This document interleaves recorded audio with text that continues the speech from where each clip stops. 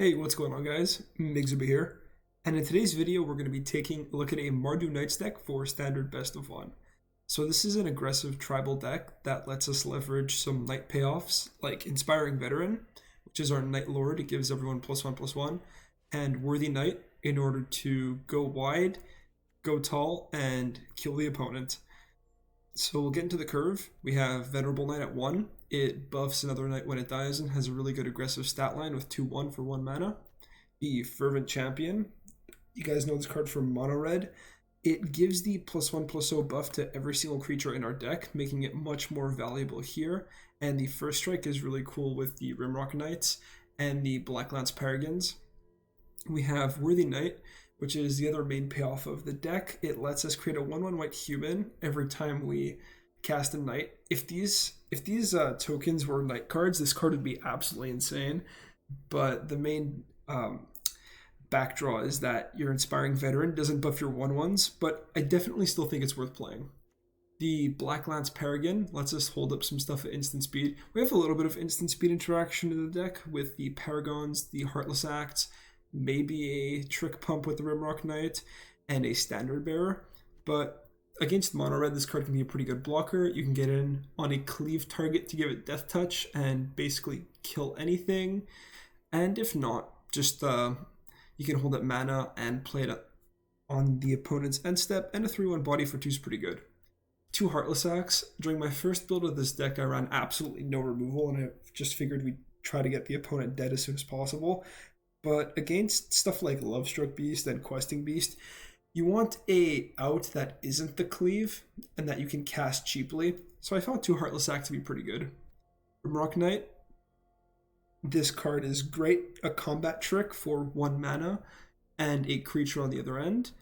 The only problem I have is that the Tournament Grounds can't cast Boulder Rush, so you're going to need an actual red source. That's the one drawback with this card. We have the Stormfist Crusader, sort of a card advantage engine. You have to be careful because it gives your opponents cards every turn, and the Menace can be really helpful when distributing damage with the Paragon's Death Touch. Again, our Lord. Now we got the Acclaimed Contender. This card's actually put in some crazy amount of work.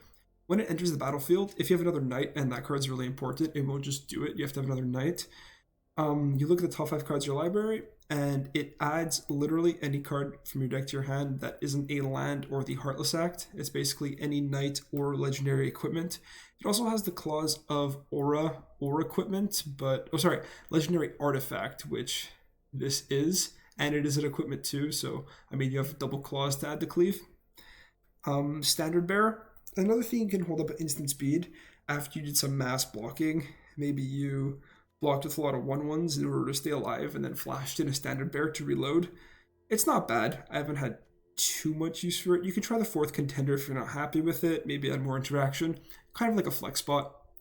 3 cleaves, because if you draw 2 cleaves, it's never great. And you can search for it with the Contender. Also, the mana cost is kind of steep. That's one of the drawbacks from playing a 3-color aggro deck right now. The mana is really bad. We don't have a Rakdos pathway, but the fact that we have the Tournament Grounds really helps. And the fact that this lets us cast equipment, so it can be a red source for our cleave, is super clutch also. So to the mana base, we have all these pathways, the Boros one and the Orzhov one, along with the Tournament Grounds. So those are our best lands. We have the Passage, which if you're not playing early is great, but if you are, it can fix your mana. 2 plains and 2 mountains, because our mana cost is very centered around red and white being a secondary color.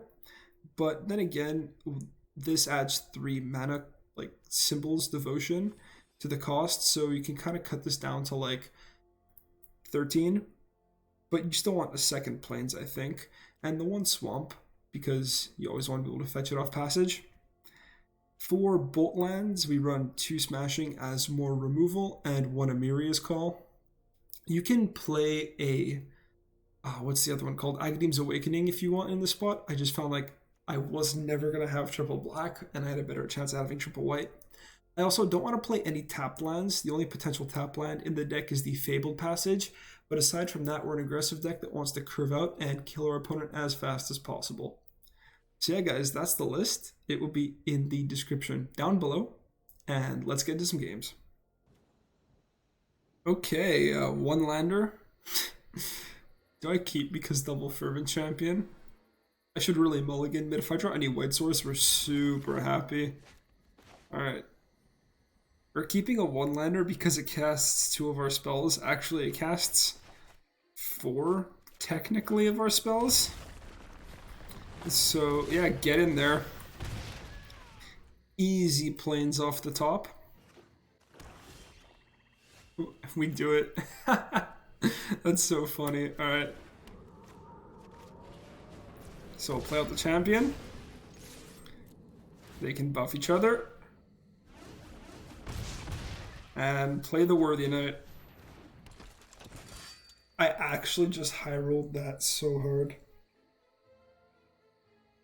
Yep, not mono red, Boros Knights, which this turn 2 is much more aggressive. Stomp one of the knights, okay. Fair. We'll just play our lord. Get in there. Yep, feels good. On the hard beatdown. So, I mean, you guys guessed it, looking for a black source. And yeah, they just play with the Bone Crusher Giant. What do you know? Black source. Okay, so I think we just attack with both of these. We don't need to play the Crusader this turn. We could spend our turn casting a Rimrock Knight and then the actual Knight side. So, yeah, pretty fair. Eat the Bone Crusher Giant. Get in for 4. And play the 4-2. Here we go.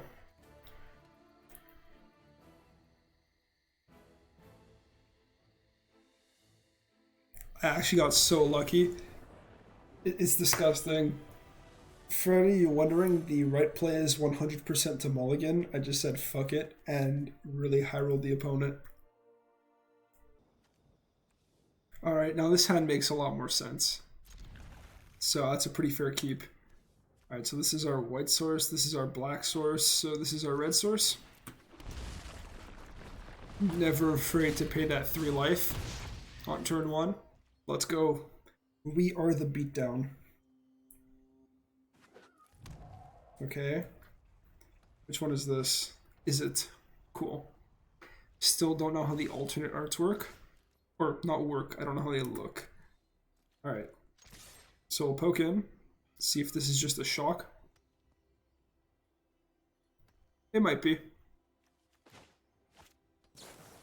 Spikefield Hazard, okay. So now I want to play my black source and the Crusader. See if I can kill my opponent before the cards I give them kill me. So just, is it flash? Is it control? Maybe a more aggressive is it deck that's taking its time. Alright, there's a Dragonfire. Is it removal spell tribal? Okay. I suppose we just play out another Crusader. We don't play the Contender because we don't have another Knight on the field. Okay. So ideally playing this when I have 5 mana. If my board's clear to go Veteran into a Contender. And yeah, just removal spell tribal. Getting absolutely no friction on the board. Okay. So double red because we have the cleave. And do I just hold? I think I keep putting pressure on them. If they can't remove the veteran, it's so good, I just slam the Contender. And I'm going to find other knights in my deck anyways.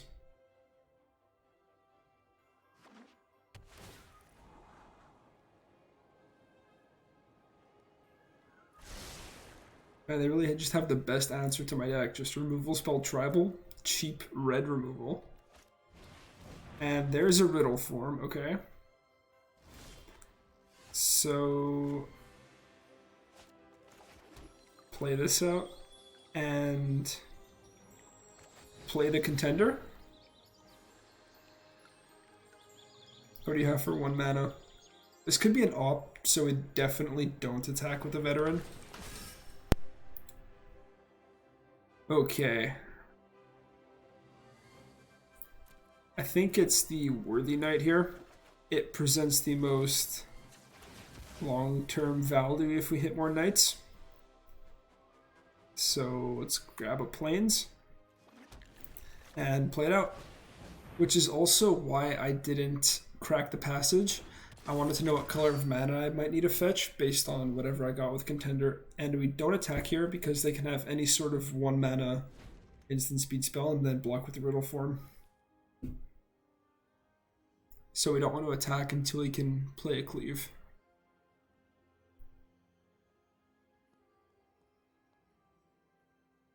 What you got?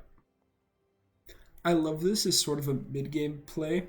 It gets us a little bit of card advantage, and that card advantage can really push us to the finish line. I've been really impressed with being Acclaimed Contender. Okay, so just take out my veteran, not the end of the world. And do you get in for 3? You do. Fair.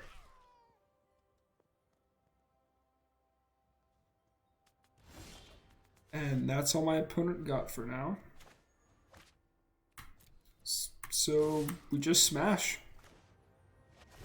Let's get right in there. Cleave up the Contender. And just hit them harder than they can hit us. Paragon isn't a bad draw. It can generate more 1/1s and it can be played at instant speed. Also, if it connects during my turn to this Contender, we gain a burst of 8 life. So that is if the Paragon resolves and the Contender attack gets through.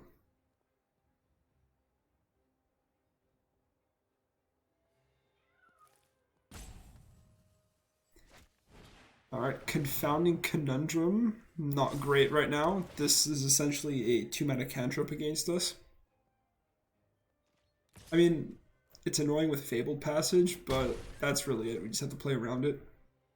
Meaning, don't crack the passage on our turn. Alright, an opponent is dead on board right now, so unless they do something about it, they're finished. Let's go.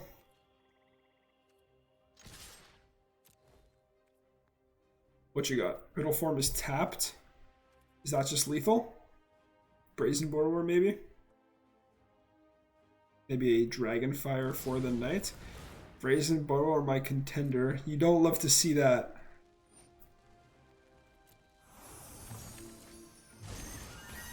That has to hurt. Like, you can't be happy with that play.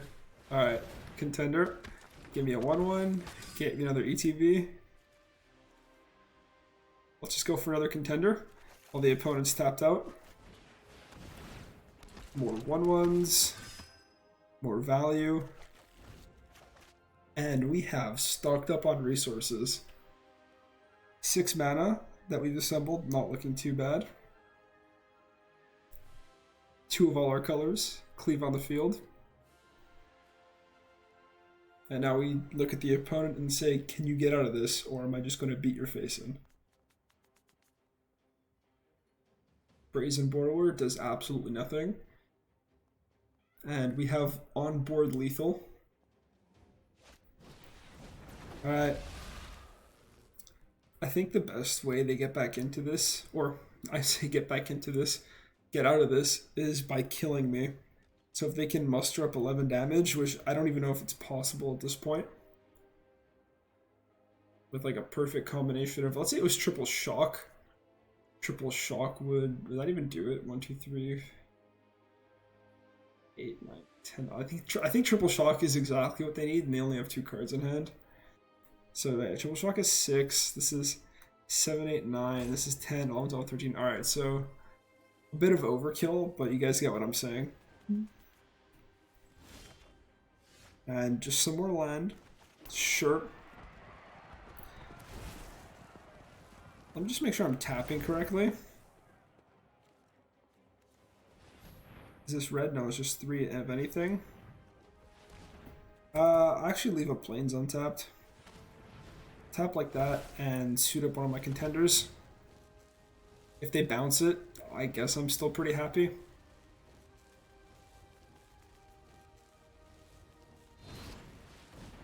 Bone Crusher Giant.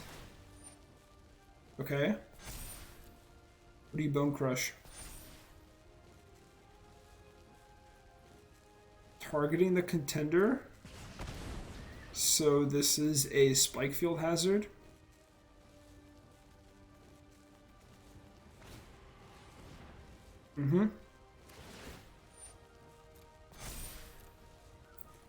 Okay. Sure. And this is 1, 2, 3, 4, 5, 6, 7 on board. I'm just thinking about how I want to attack. I still think we suit up the contender. Because if we just suit up the contender and go like this, is that lethal?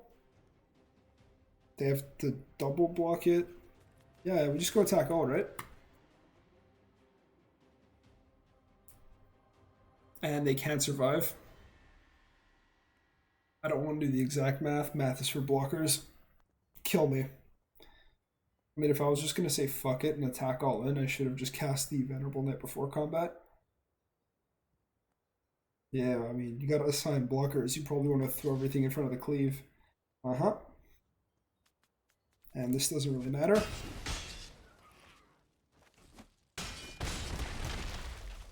So, not lethal, but opponent has no board. So I definitely think that was the correct play. I don't give them a chance to kill me on the way back.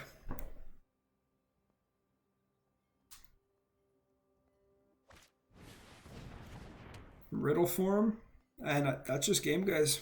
They can't animate it. So, not the most perfect Knights gameplay, but you guys get the idea. Go wide.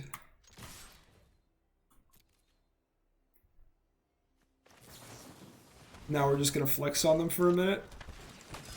Target the contender. Yeah, that's it.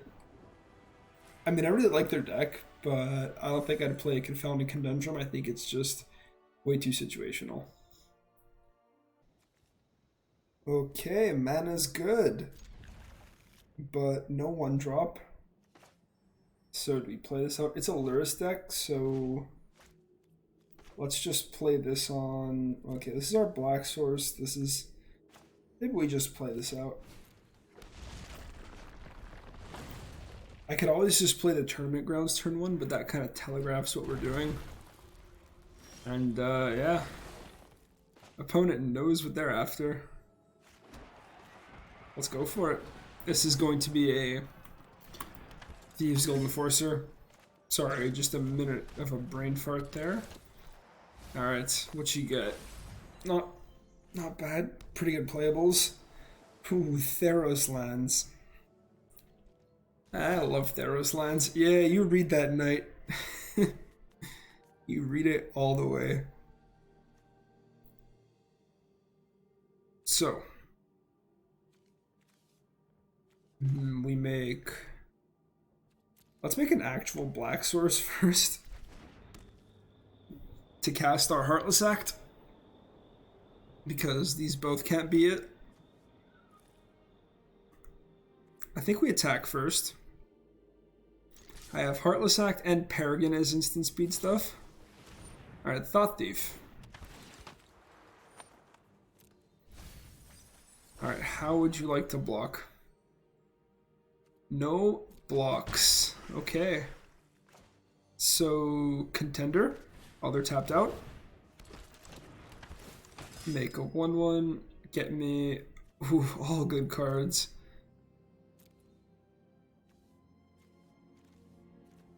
I feel like they just end up countering a cleave. I'm contemplating taking the Worthy Knight because they have to respect it. It goes super wide and it plays into our curve. This could be the wrong play, but I feel like they're just going to have counter magic for the cleave and it takes our whole turn. Whereas casting a Worthy Knight and a Paragon or a Worthy Knight and a Heartless Act is just better. Unless they just tap out for something like, okay, I like that. But they probably wouldn't have done that play if we had telegraphed the Embercleave. They can hold up a Eliminate, a Heartless Act. Well, they can't hold up that. Get in there. Opponent gets in there. How do I feel about chumping? I still feel like I'm the beatdown. I know, crazy thoughts. So let's make another white. And I'll start with the Worthy Knight. And we'll get in there. See how the opponent blocks with the crab. I don't think we're getting milled out. I don't think I have to worry that much about that. And the opponent takes all of it. So we can hold up either Heartless Act or Paragon.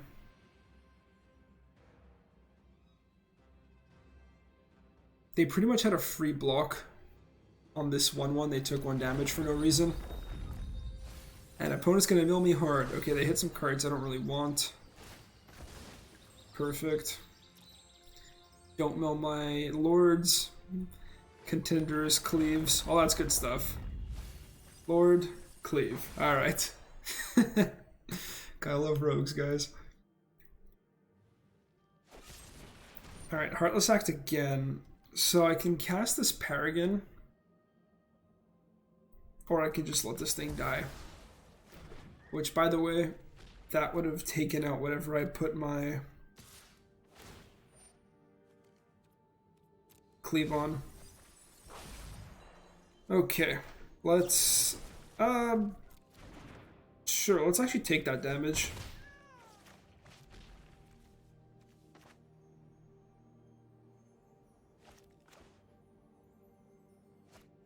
Okay, so if I play the Paragon, I can pressure my opponent's life total for 3 more, and I can main phase this. If I play this, then the opponent might just counter it, or they might not, and then I don't get in for the damage anyways. But if I play this, the opponent might counter this during my main phase, so I don't get in for damage. I still feel like the Paragon's correct. I just ignore the life and the death touch. And focus on the aggro plan. Okay, we'll put up double red. And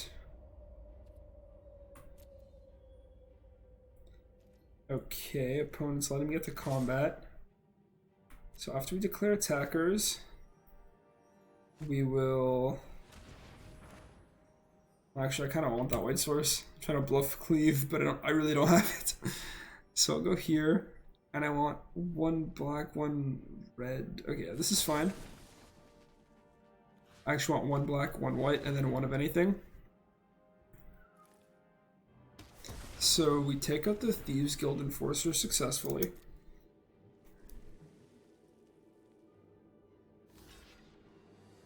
Opponent blocks the crab, probably smart. It doesn't look like we're getting milled. And yeah, they take the damage. Play out the knight, nice cheap threat, and we'll hold up the Paragon. They know we play Heartless Act, so they might be tempted to play around it. Okay, well that's expensive when you're facing a board full of creatures. If they go swamp into Heartless Act, sorry, Bloodchief's Thirst, that's pretty good for them. Oh, the Lifeland. So do you attack? You probably don't attack. Yep. This doesn't matter. And cleave. Not cleave, but not bad either. And everyone will get in there. And that's it. Okay, so let's see if the opponent's actually dead. So if I can go to the battlefield, thanks. Okay, so this becomes a 3-3. This is still 1-1. So if they block 3, they take 1, 2, 3, 4, 5, 6, 7, 8, 9, 10, 11. They are way dead on board. This Into the Story is way too greedy for this board state. Okay, on the draw. But I'm fairly happy with our creatures. Tapped castle. Okay. We'll play the passage and get, I want to say red. Okay, Celestial Landfall. Alright, let's think a minute about this mana. We need an actual red source for the Rimrock Knight. This can be it, or this can be our white source, and this can be our black source. So if we take red, then we have to make white with this. I think that's fair. We'll take red. And, alright, immediately regret taking red. Nope. I want to play the Crusader. Alright. Vigilance versus Menace. Kind of making it irrelevant in the combat-esque thing. And if they're just tapping it to ramp, that's fine. And it's a scoop mob deck, okay. Sure.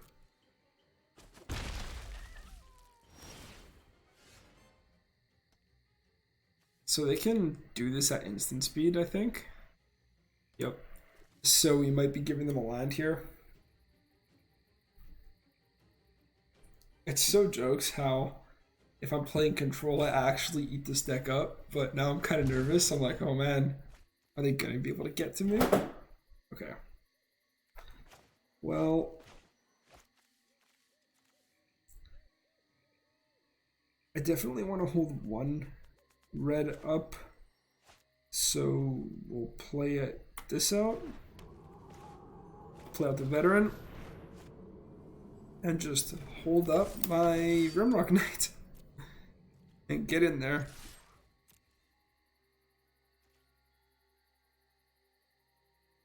By the way, bolt themselves, feels good. Alright, so we're getting so many cards, I think I just pushed through damage. This is eventually going to take over the game, so we try to kill them while we still can. Yep. And in all honesty, the Crusader on its own might just end up taking them out. Not with the Menace, I meant literally with the one life, loss a turn. Alright. Opponent's popping off with the landfall stuff. Can they tap them? Can they get more triggers? Alright, no blocks. Alright. Standard Bearer and Venerable Knight. So I'm pretty sure I want to play this pre-combat.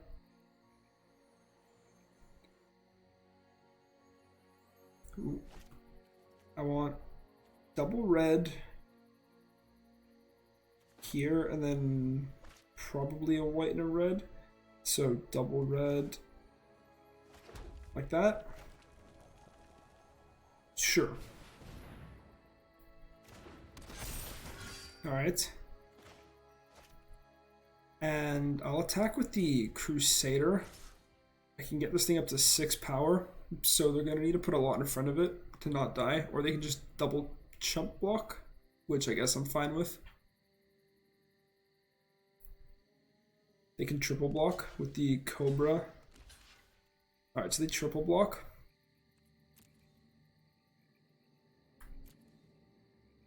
And I'll take out... So this goes to 6, sure. We'll go here. Take out a Root Grazer, a Cobra.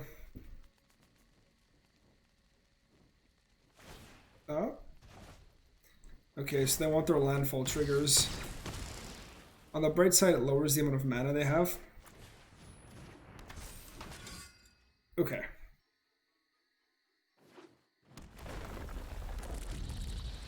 Sharn, very good. Those lands are really nice. And there's another Crusader, okay. So I kind of want double black off these, so...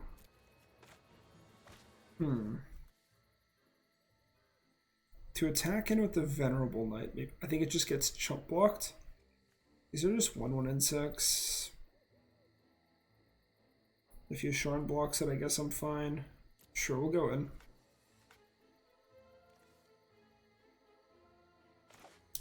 We can always try to go in for a big combat and then leverage Standard Bearer. I'm just trying to see if I want to put this on white and build towards the call, or put this on black and then potentially double spell. We'll get in there with the knight. Opponent probably will just chump block with a 1/1. But we are the beatdown, we have to pressure them. And if they take the trade with the Yasharn, we're happy. Okay, Yasharn and Root Grazer. And is this my creatures, my opponent's? We did that under your control this turn. Alright, so opponent mass blocks this. So I can take out 2 of these, or the 1 Yasharn. I think I'll just take out the Yasharn.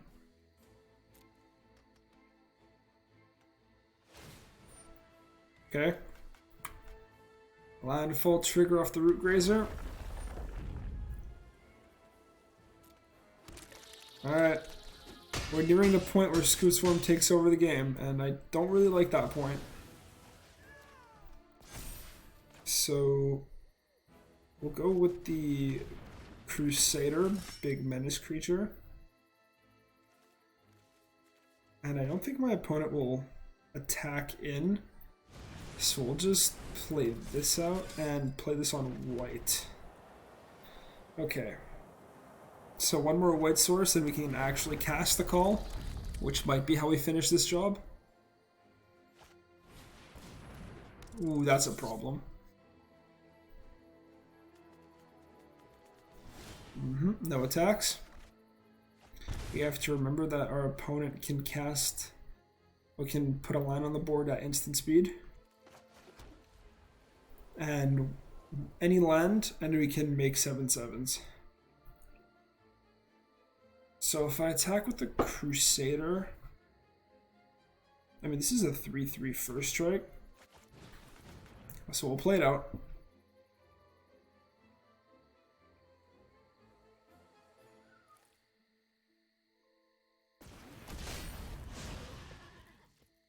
And I also have to be careful not to die on the way back.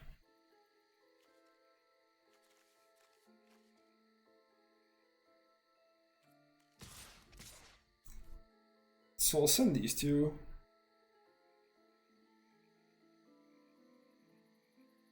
And the question is, do I send the Crusader? If I send the Crusader, then the opponent has to double block it and I can make it have 5 power. So I think we send it. And if my creatures die, I play a Standard Bearer and reload.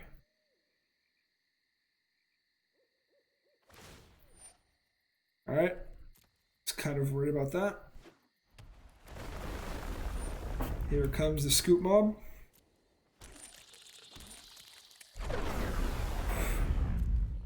Okay. Like I said, slight problem. And oh, how kind of them, they might throw one of the Scoot Swarms under the bus. Oh, they throw 2. Nice. Alright. Here for, yep. So, yeah, let's let this combat resolve.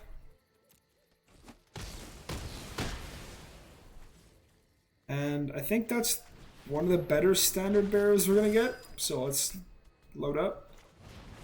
And yeah, play the Rimrock Knight. Okay, so we have Cleave, finally, after 20 some cards. So maybe that's how we finish this job. Alright.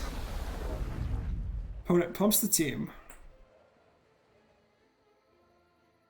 Unless I just want to play relatively defensively from now on and just cast the Angels. Oh, that's a problem. Alright, opponent gets their Miriam's Call first, making their entire board indestructible. To be fair, when I cast that, my board's going to be indestructible too. I mean, is there even a point in attacking? I just gotta have a lot of blocks. And we draw the land, boys. Okay. So we'll make our call right back.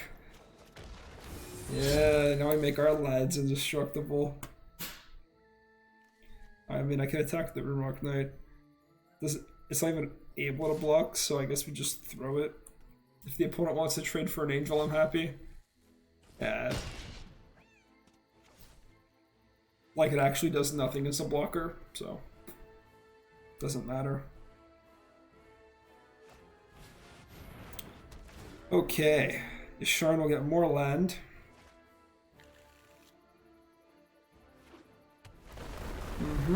And here comes the scoop mob. Oh man.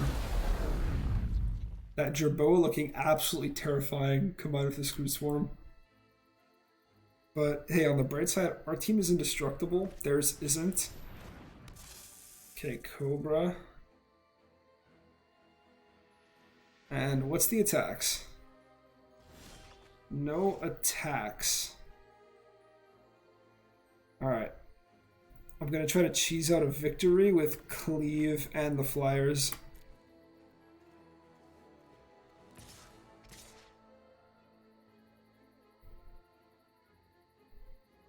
So both Flyers in.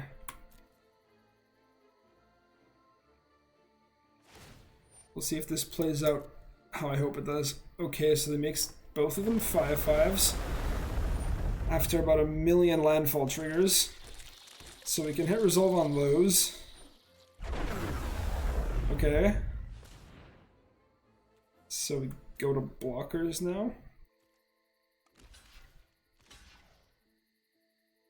Alright, so we start. Make sure we don't accidentally tap anything wrong. Let's get double red. Let's tap like this. Cleave up this angel. And then, alright, so which one's blocking it? This one. Alright, we gotta make very sure. So we go Heartless Act, destroy target creature with no counters on it, right here. And is that it? Yes. We did it, boys. We closed. Okay, so for those of you who don't know how that worked, the fact that this angel has trample basically means that there's no power in front of it, and it is as if it wasn't blocked by anything. So, whew, we get there, boys. Really happy I included the one Amiri's call in the deck. Alright guys, and we are back. So this deck goes so hard, it's a freaking house. The combination of having a Lord, all types of card draw and card advantage, a token generator, and just all types of tribal payoffs within the Mardu color combination make this deck feel really powerful. Like, it's not your typical linear aggro deck. Even though you do have the 1-2-3 cleave kind of thing going, you also have a number of ways to kill your opponent if you don't hit your cleave. And it's never that bad if you don't. The biggest drawback, as you guys can imagine, is the mana base. Tournament Grounds helps, the pathways definitely help, but aside from that, it is pretty brutal. I found myself really not liking to draw the 5 basics, as it didn't help me, or like, it made my mana always worse. And you guys see a lot of my decision making in the deck is figuring out on what color to play my pathways or how to tap my mana, because sometimes Tournament Grounds is kind of weird. But yeah, all in all, a really fun deck. It was really hard, and it will be in the description down below. If you guys like the deck or the video, be sure to drop a like and subscribe if you are enjoying this type of content. And hopefully I'll see you in the next one. Peace out, everybody.